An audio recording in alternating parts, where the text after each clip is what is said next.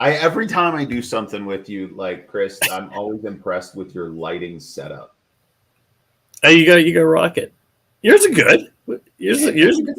okay, but No, it's no, freaking 5:30 in the morning here, so just literally have a giant light panel reflecting the grease off my forehead. So that's all right. Hey, it's the way you got to roll. that's right. The something about early birds and worms. The only thing you could do is you could darken your background, but I like dark. I go dark and then I just highlight everything else. But Yeah, I was going to say, do you have like a summer mode for your lighting setup? nope, Where like you're in winter mode right now, and then always a like winter mode. it's like flowers come up in the background behind you. Some butterflies fly through the Yeah, screen. exactly. Nope. The Grim Reaper is the closest here. Oh shit! It always goes dark with you, man. All right. Well, good morning. Thank you so much for taking the time to participate on the live today with us, and then also for your time in doing a deep dive. For those of you that are just tuning in, I'm Anthony with Pivot. This is Kris with Encircle, and this is our attempt to try and answer the questions of which platform fits my organization best. And so in the combination of our Facebook Lives and then our member-only deep dive content, just trying to dig in and provide solutions because the landscape of software for restorers has just gotten more complex over the past 5 years. So I'll start off here. Kris, who is Encircle? Like, if I don't know you, I've never heard of you. Let's say I've been hiding under a rock for the past 5 years. How would you explain who Encircle is to me? Yeah, we're a restoration-centric software for the field, and specifically the field. So every restorer looks at their business from, I've got to run this organization, and everyone comes in the morning, but everything we do is out in the field. That you make and lose your money in the field. Most of it's not lost in the office, right? Like, that's just the cost of doing business. So we focus on helping the restorer help those people that are in a time of need. And the way we do it is you got real work to do, and then you've got to document that real work. And it's really different than any other trade. Like, if you're a drywaller, you give a quote, you go do the work, they come and inspect it, and you're done. In ours, you have to document the whole process.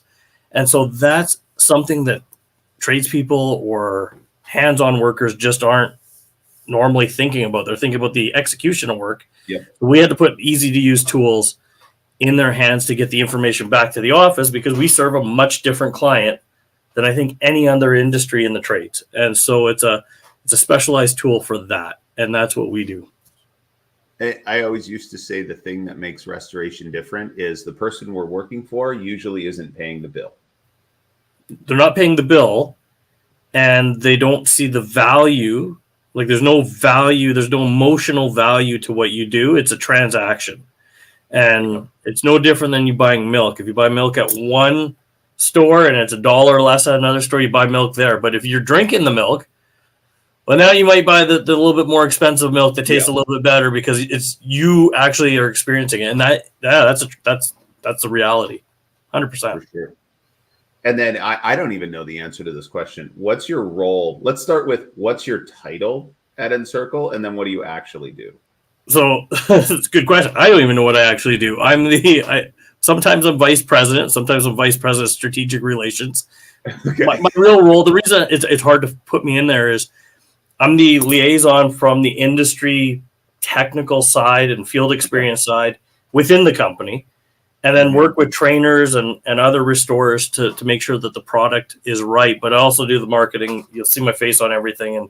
And so I'm doing that. So from a strategic point within the company, I'm there to help make sure that the company understands what you guys are going through in the field.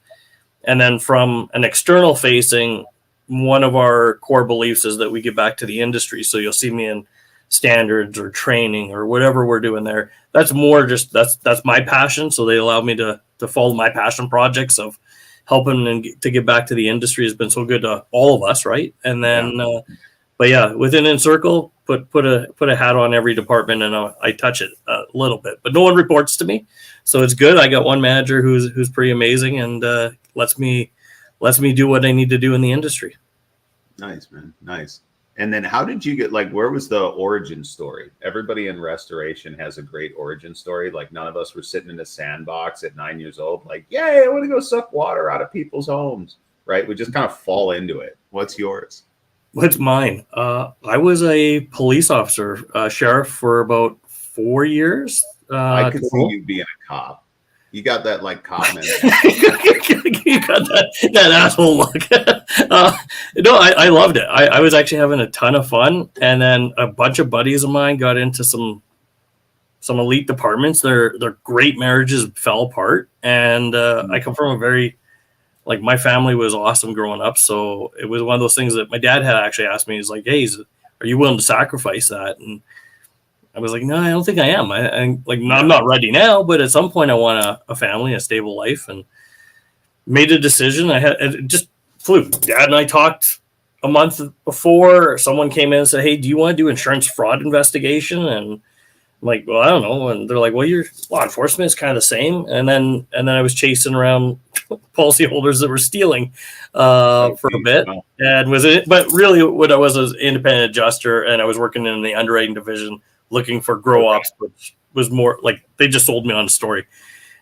Then when I was there, I was asked, I was told, I got in a conversation, I took a fire investigation course, and then my manager, who was an amazing adjuster, who's retired now, but he basically came back and said, hey, if you want to make money, you go on the contractor side. And I like the more hands-on stuff anyway. So coming from the field, it made sense. But I was a marketing manager, business development manager for Paul Davis, and then just evolved into the technicals. I got into the technicals, loved the technicals more than anything else. Didn't like the selling, but liked the technicals, and ran hard into that. And sort of like it's been a journey since. Awesome. Yeah. What makes you stay, right? Like all of us kind of admit that the industry's hard. I know you and I, we've had conversations about, like making sure that we leave this industry a place that we're proud for our children to be a part of. And I know that resonates with your core, but what makes you stay? Yeah. I joke that I'm going to come sit on one of your beaches and just sell t-shirts because it'd be easier. No one would would haggle after they wear the shirt, come back and be like, yeah, actually I don't want to pay this. You know what? But there's an emotional pull in this industry. I don't think you can get too many places. Actually, it's very similar to the first responder community. You and I were at the big flood this week. Yeah. Different banners, different brands. Everyone's in there knowing we're all going to do the same thing. We're just wearing different jerseys. And I think that's pretty amazing. And then you get into a cat situation, you might pair with a competitor from a different banner, like two franchises may come together, and it's rare, but it happens. And it's just people helping people. And I don't know. Maybe I'm a sucker, but I love what we do. I love the industry. I love the fact that we do it. I know it sucks because of the way we're set up. And I was actually talking to a guy who's like, you know what? If I was selling kitchen cabinets or I was doing home renos, it'd be a much easier lifestyle to adjust to. I just think that's where the industry's at right now, because if you talk to restorers from, you were probably in the tail end of it, like that 70s, 80s, 90s, and then about the 2000s, it started to get much harder. As things, it was probably late. Like I remember 2005, 2010. It's sort of right after 2008. It kind of became really hard. Yeah.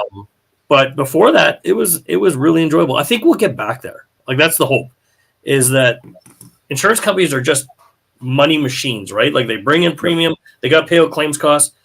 There's a ton of fat in that business model now, which wasn't there 20 years ago. There wasn't a ton of fat. There was slippage, but not fat. And so the slippage went to the contractor, so it was easier, or the slippage went to some consultants or experts or legal because it was easier. But now you've got layer over layer over layer of admin in the insurance companies. And at some point, your restoration market's going to break. So it's either, I don't mean like we're going to go out of business, but you're going to change your business. Yeah. So you might say we're not doing program work and let someone else bleed out while you hustle hard. Yeah. I don't know what it's going to be, but that's why I stay. I love what we do. I'm 45. I got 10 years left in me, or whatever's left in the tank. And this is where I'll end it. It'll be in restoration for sure. Yeah. No, I feel the same way. I know our hearts beat a similar rhythm on that. I say restoration. I'm not even in restoration. I'm like, I train it, I build software for it, but I'm not in the day to day, and that's tough. I don't know how you're dealing with it, but not being hands on is like I laugh. It's hard not doing it day to day, and then when you're out of it, when you're in it, you're like, oh, I wish it wasn't it, but I really miss the day to day. So I try to get out in the field whenever I can. I was up with a company, Total, up in Kelowna, working with them and hopefully go out in the field with them. But yeah, that's the part I miss, is just a little bit more field. And I will say, as a result of the fire in Maui, I haven't lost touch with the field. I've had probably more opportunities than you can shake a stick at. And even when I ran Premier, once a quarter, I would make sure that I was in the field producing product with the guys, right? I'm always like, who's got the hard job? Let's go, I miss the work as well. Really, more than the work, what I miss is there's a transactional nature to working with field-based people, and the fact that when you make a difference for them, you get to see it. Like, you get to see it and you get to participate and hang out in their lives a little bit. And when, in working with Pivot, now I'm not trying to say that I don't have gratitude and grace for the owners that we get to work with, but the path is a little slower, and like straight up, like most owners have a higher level of sophistication. And so you don't get that wonderful little aha moment, like, holy crap, man, you just changed my life. Like, it's a much slower burn. Yeah. And I like it. It's rewarding still, but not in the same way like it was with the technicians, and knowing like the lives of their children are different because of the opportunity you create, right? Like, there's some, I don't know. That's what tickles me. That's for sure. I couldn't disagree. Actually, what was interesting is one day I realized I was reading an article, and I realized that, when we built some of the products that I was really instrumental in, and I'm like, man, 50,000 people are using this today. Like, that's just wild. And then it's like, I am in the field, but I go and look at what the product's doing, and then I work with technicians and see, like, hey, is it making sure it's doing what it's supposed to do? And then you go, man, like, you can't fuck this up. If you do, a bunch of restorers are going to feel some pain. And so there's a little bit of a burden on for that, because it's like they're trusting that you have a skill set. So, that's the hard part. I would say that's the hardest part, but that's the part I miss is just making sure it's right in the field. Because if I screw up, my one screw up will affect 50,000 people every day. And so I don't want my screw ups to affect 50,000 people. That's why I keep doing it. I just like, man, I just love what we do. And I do. And then now I got lucky. And I think you got lucky, is we had some really good mentors that if you don't have that knowledge base passed on, like, this industry is about passing it forward. If you don't have great leaders that pass it on to you, then the next generation is going to be, tied. I'd like to see those younger owners catch up faster and get to a better place than I did faster, so that they can take their lives to the next level and then pass it on to the next generation. I totally agree. I totally didn't answer your question, but that's why I stay. Well, you did. It just was, come on, restorers are story people, man. Like, you ask me a question, you're like, hey, how do you set up this piece of equipment? You're like, well, let me tell you a story. The Alberta deep freeze, right? Like, whatever the story is. And that's how we do. That's how we do. Yeah. What makes Encircle unique as a platform? It's the mobile. Almost 100% it's the mobile experience. And then it's just the way we work in the field. Like, we're on the laborer, the technician, the supervisor, and then we're working up to build the systems in for project managers and owners. But we live with the technician. Like, we're in the front making sure, because the problem is when you own a small business, you're the owner of like a truck and a couple guys, you're there making sure that stuff on the front is good, and then you find profit at the back. When you build and you move into that office, you get further from the field. You can't make those corrections and those pivots as quick as you can in the field. And so all of a sudden you're getting that information a day later, and you lost $1,000 of equipment that should have been on site. You can't get that back. It's gone. Yep. Or you can't make this decision to protect this family that's in the house because the guys forgot to put a containment barrier in place and throw a chamber underneath. So all of that is about how do you get that information to those techs, and how do you get back to the office so I can make a decision quick? That's really what Encircle is about, and so that's why we're different there. Other than that, there's a bunch of other things that fill those gaps. So you got other softwares from other companies that are doing niche things, or they're approaching it from different ways. But I've got a good feeling like we work in all 4 countries: Canada, US, UK, and Australia. It's the same everywhere. So we've got a really good repeatable process for the guys in the field. I think that's what makes us different, if I was to be honest. And then who makes a good Encircle customer?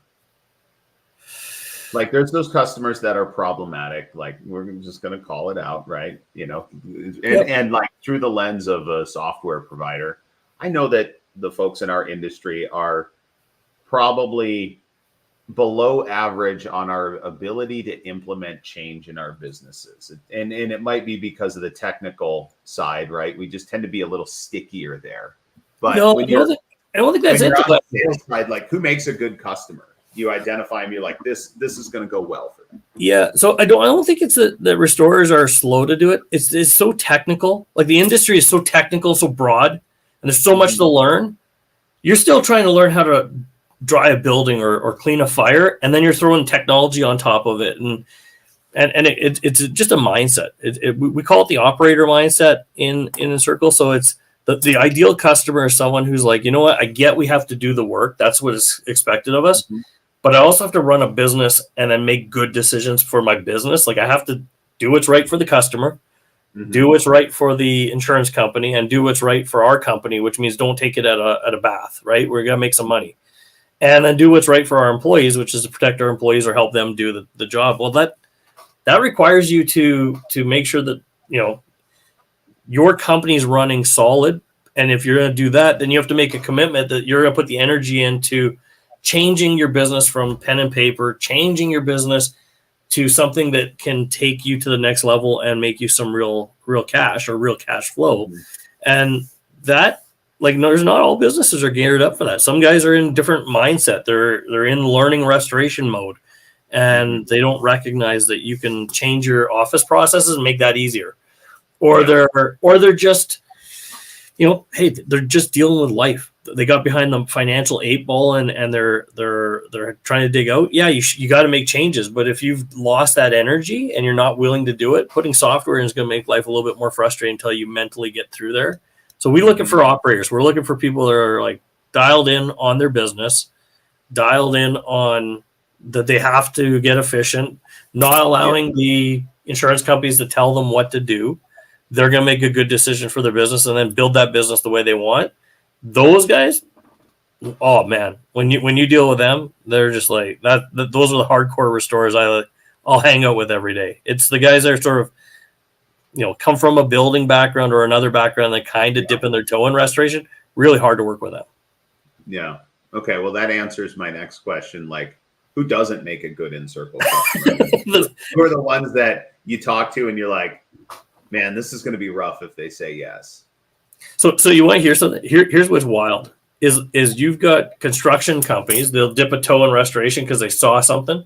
Yep. The crazy part is the plumbers that are looking at this industry right now, and they have a different way of looking at water damage. And I'm going to say I think the plumbers are a big risk coming in because they are absolutely driven on, we don't care about programs, and they are profit driven and they are growing fast. It's a different model. And so they're becoming harder core than some of our restoration companies. And they're taking a different approach because they're just a different type of business model. And I think that's the threat. Now, it's not about them being a customer of ours or not, but from a perspective of like energy and focus and trying to drive profit, they're becoming like power operators very quickly. They're taking every course. It's a mindset. It's pretty wild. Yeah. And the folks that I know that are in, like, call it the private equity side of plumbing, Like every person I know is talking about how their next move on the chessboard is doing what they did with plumbing in restoration. Yeah. And they'll cover some ground. Really, my hope, like in plumbing on the software side, you have products like Service Titan where they have these robust like remarketing engines. They're very tailored on the like quality customer experience side of it. And I'm looking forward to the inclusion of a lot of that tech in our industry over the next 5 years, because I think that that's an area of opportunity for us, a place that we can mature. Oh, 100%. Actually, but I think that might be the opportunity. How do you go from restoration to plumbing?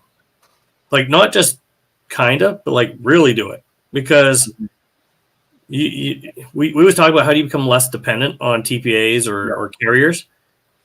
Plumbing is also an area where you can go in. Like we deal with pipes. It's a natural progression. I think we go carpet cleaning is one. Plumbing is complete. Like they're coming our way, but our way. If you were to look at like the mountain, the stuff you need to learn to do restoration, way more than what you need to do repairing pipes. You know, you got to learn a little bit there. So it's interesting. We're sitting back going, that trade's coming into our environment. Why aren't we going into their environment? Like why is it that they can come here? Like what's different? And I think it's just a mindset. We did a pilot one time with our Google AdWords campaign where I just said I was frustrated, like our plumber referral program, everybody was wanting more. And I was like, you know what? I'm just going to cut these guys off at the source. And so we threw a couple grand a month at like targeting plumbing keywords and took over their lead source and started divvying it out to the people that we liked. And it worked for a little bit until they got wise to it. And then they just bought it back. And I'm like, all right, this is getting crazy. Somebody's got it. But it was interesting. And I will say the plumbers are very savvy when it comes to driving bottom line profits. I would agree with you there. But definitely. In your current customer portfolio, who do you see finding the most success and why? Like what element of the software is equipping them to double down and do more? Ooh. The pen and paper guys, it's moving to digital and getting into a digital camera workflow. It's a big shift. You know, when you go from paper, something you can touch, to something that's in front of you, it's a big shift. And it takes a little bit of time to make that adjustment, especially if you got good old timer staff that are just, been doing it the same way for 20 years. So you talked about change management. You're on a major change management plan when you do that. But the benefit is that some of your paper guys that are like holding to that process, they love repeatability, and technology actually gives them to that. So you lose that feel, but you get that consistency. And so some of our best guys roll over. But if you're looking at, who's really, really going to take advantage of it, it's the companies that are focused on top line, bottom line profitability, efficiency. If you're playing the beautiful part is, if you're playing TPA work, KPI. Okay, well, let's get efficient. And that's where I think you're kind of focusing on. Got it. And I know you guys had some helpful stuff for those that were on the TPA side of the equation. What of your customers that you currently have, what's the percentage of TPA versus non-TPA? And I'll set the line at involved in any program whatsoever. Because I know there's a lot of, like when I talk about companies that are involved in TPA, it's very common for them to be involved a little bit. It's 5% of their business. Like I would include those in the TPA group. Yeah. So I'd say if you're in the US, the last stat I heard was like 35% of all work goes through some kind of program. So, but you think it's not 35% of restorers. It's like 85% of restorers are touched by a little TPA work. And some are more dependent on others. But in Canada, it's like 90%. We don't call them TPA. We don't have TPAs really here. We have programs run by the insurance companies themselves. And so 90% of all volume goes through the insurance company direct to restore. There's we don't have a public game here. Australia, same way. It's insurance companies straight to restore. They have a few panels. They call it panels, which is kind of like a TPA in between. But really, it's if you were to look in the U.S., some companies are running 75% program work. Some are running 20. A good balance is probably like 10 to 15. It keeps you sharp. If you use it as a metric for your business, you're like, can we do that? Yeah. But yeah, that's it. It's tough because you have to play on those high timelines that don't always result in good things for your business.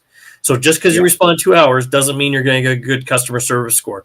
Just because you get your invoice in 3 days or 4 days doesn't mean you're going to end up with profit at the end. But sending in an invoice 4 months later is also not a way to run your business. So there's some if you use it right, I think the TPA business is good for you. I think it puts some stress on the company that is good for making sure you're getting to a good spot. But we're not seeing. I'm going to say it's a cross section. We'll have guys that are doing just they're horsing on TPA work, and we fit there, and then people are worrying about their own quality and doing their own thing. It fits. Yeah, I don't know if you see a big difference. Interesting. What questions do you have for me? Yeah, so we were talking. It's so geographically naive. We were talking about you run an island work, and I'm like, hey, is there ever small islands on the ocean? And you're like, no, they're hundreds of miles away. How do you move your stuff around? Like in Canada, I could imagine having a cat where. We have the island, so we have out on the West Coast. I guess we got PEI too, so we got some places, but I've never done anything on there. But how do you get your resources set up? What was your process? So it was a race to get brick and mortar established on the 4 major Hawaiian islands, just so we had bases of equipment. People logistics in Hawaii aren't bad. You can usually, if you get a loss, it's not 2 hours, but same day is totally possible. You just get somebody on a plane and get over there. As far as equipment logistics, very, very cost prohibitive through traditional channels. A lot of the times, if you're trying to move something, you have to charter a plane. And, ground floor for chartering a plane for inter-island freight usually starts at 10 large. So, cost prohibitive, right? People are like, well, don't you just throw it on a boat? I'm like, well, the islands are hundreds of miles apart. And it's not like San Diego water, man. The water here is nuts all the time. And so it's not a small boat. It's got to be a decent boat in order to go.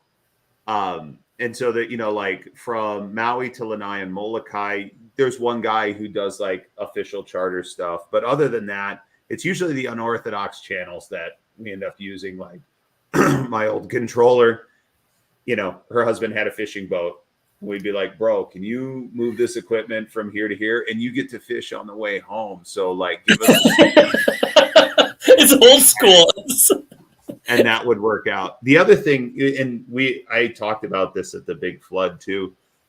An effective strategy we found was, at the start of the year, we would usually establish a dollar threshold for CapEx, money that we were going to reinvest and spend on equipment. And the cost for air freight inter-island was 70% of the cost of just buying stuff and air freighting it in from the mainland. And so we would attach a lot of our CapEx expenditure to equipment needs, CAT related or not, on given location. So if there was an event, brush fires that happened in Big Island in 2019, what we did, as opposed to mobilizing a ton of logistics, I just spent some CapEx dollars and we flew the air scrubbers direct to that location and drop shipped them there and deployed them there, and then reallocated them through traditional freight channels just to make sure that we were always staffed. But it was always this. It wasn't until we implemented Kahi, honestly, that we knew where everything was all the time. But it was always the 4 island managers calling back and forth, being like, bro, you got 5 scrubbers? Can you send me 5 scrubbers? And we were just pistol whipping the inter-island freight channels on a weekly basis. So now how does that work for, so you add that cost to shipping stuff around?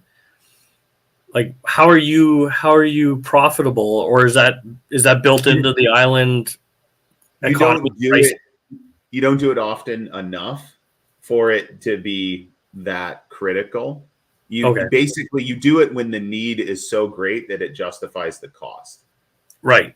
Like if I get these 5 scrubbers, it's going to allow me to take on this $50,000 job, and so I'm okay with a couple grand in freight to get them here. Yeah, that makes sense. That's crazy. Yeah, because I couldn't imagine tapping on like one of the farmers being like, "Hey, can I borrow your truck and move some stuff down?" Yeah. I mean, and it was when there used to be a ferry that ran between Maui and Molokai. There's one that still runs between Lanai and Maui, and so you can use the ferry, but it's all tourist traffic and like their big wheelie bags. And so when you show up with like a dozen air movers and a couple DHUs, they're like, "Oh, bro, that's not the freight we usually carry."